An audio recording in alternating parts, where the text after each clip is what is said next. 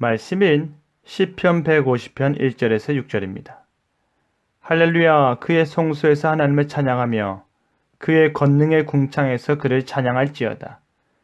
그의 능하신 행동을 찬양하며 그의 지극히 위대하심을 따라 찬양할지어다. 나팔 소리로 찬양하며 비파와 수금으로 찬양할지어다. 소고치며 춤추어 찬양하며 현악과 퉁소로 찬양할지어다. 큰 소리 나는 재금으로 찬양하며 높은 소리 나는 재금으로 찬양할지어다. 호흡이 있는 자마다 여호와를 찬양할지어다. 할렐루야. 시편은 복 있는 사람으로 시작하여 마지막 5장 할렐루야 시편들의 복된 여호와를 찬양하는 것으로 마무리하는데요. 시편 전체는 결국 하나님의 복된 백성들은 어떻게 해야 하는지를 처음부터 끝까지 말하고 있음을 알 수 있습니다. 찬양하라 라는 제목으로 말씀이 주는 교훈을 함께 나누겠습니다. 시편 기자는 하나님의 성소와 그의 궁창에서 찬양할 것을 먼저 말하고 있습니다. 땅의 성소와 하늘의 그의 권능을 나타내는 궁창이 조화를 이루며 하나님을 찬양하는 것입니다. 1절에서는 찬양을 명령하고 있다면 2절에서는 그 찬양의 이유를 덧붙이고 있는데요. 그 이유는 바로 그의 능하신 행동과 지극히 위대하심에 있습니다. 무엇이 하나님의 능하신 행동일까요? 그가 말씀으로 세상을 창조하시고 범죄한 그의 형상들을 구원하시고 언약으로 그들을 보존하시는 그 모든 행동에 있어서 하나님께서는 능력이 있으시다라는 말입니다. 전능하심을 드러내신다라는 것입니다.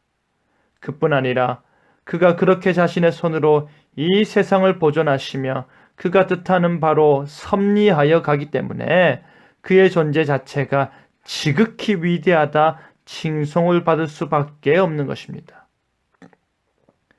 이제 시편 기자는 그렇게 능하고 지구하신 하나님을 어떻게 찬양할 것인가를 3절에서 5절까지 말하고 있는데요.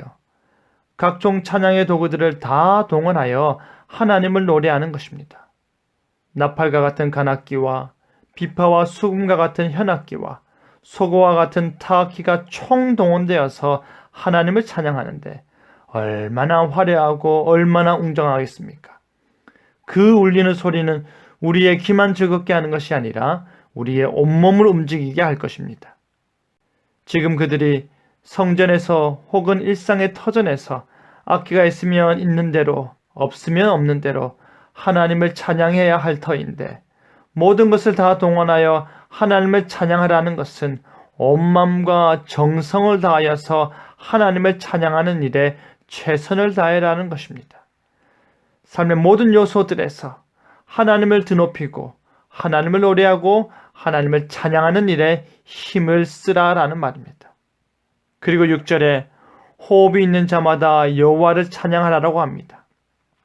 여기서 말하는 호흡이 있는 자마다라는 무슨 뜻일까요? 호흡을 소유하고 있는 모든 것, 호흡하는 모든 자들을 가리키는 것입니다.